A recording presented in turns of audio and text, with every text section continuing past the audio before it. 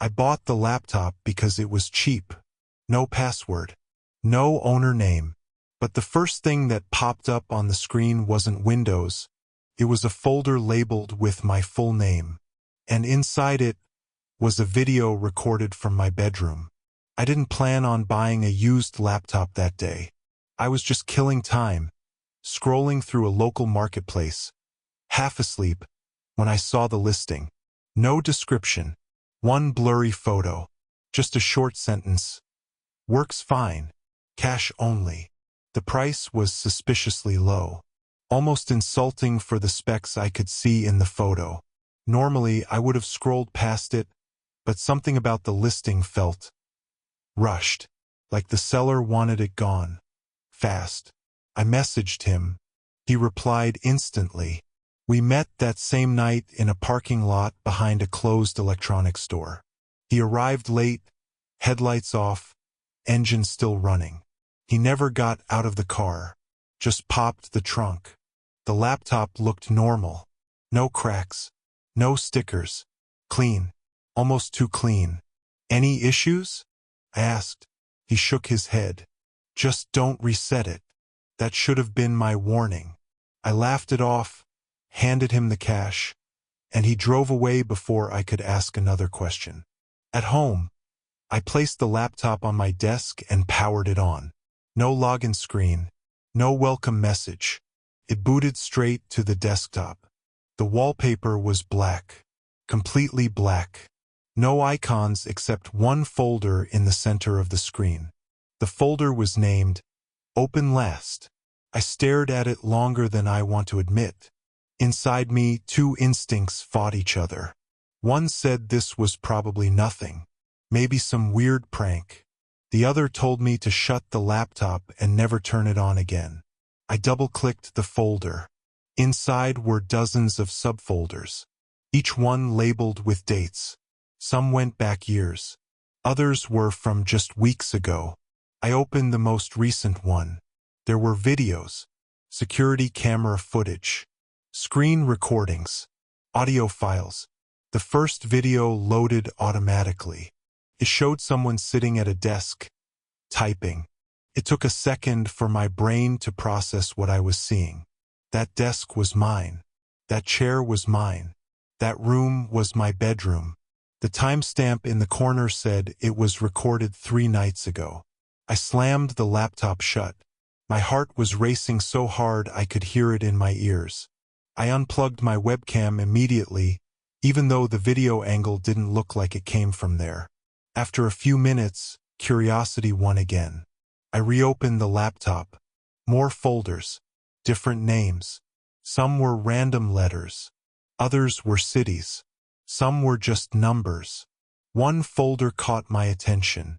Archive_not. Inside were hundreds of videos. Different rooms.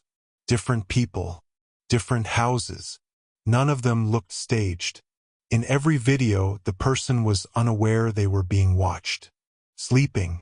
Working. Arguing. Crying. Some videos were labeled with coordinates. Others with IP addresses. Then I found the chat logs. A program I'd never seen before was running silently in the background. When I clicked it, a dark interface appeared. Black background. Green text. It looked like a terminal, but it wasn't. Messages scrolled automatically. Usernames. Timestamps. Short sentences. Subject active. Camera access stable. Audio compromised. Proceeding with next phase. I scrolled up. One message was highlighted in red. Sell device before trace. My stomach dropped. The laptop wasn't just used. It was evidence. I tried to shut the program down. It wouldn't close. Instead, a new message appeared. You opened it. I froze. Another message followed. We did not expect that. Then the webcam light turned on by itself. I hadn't plugged it back in. My reflection appeared on the screen, slightly distorted, like the camera was using some filter. A new message typed itself. Don't panic. You are not a target. I didn't believe that for a second. I typed back, my hands shaking. Who are you? The response was instant. Owners. Another message appeared. This device was not meant for you. I asked why my name was on the laptop. The typing paused. Then slowly, you were a test. My chest felt tight. I could barely breathe. They explained that the laptop was part of a network. Devices moved between users intentionally or accidentally. Each one collected data, video, audio, behavior patterns. Most people never noticed. Some did. Those people didn't get answers. I demanded to know who sold it to me. Former handler, they replied. Disposed. That's when I noticed something else. A new folder appeared on the desktop, named with today's date. Inside was a video file. I didn't open it. I already knew what it was.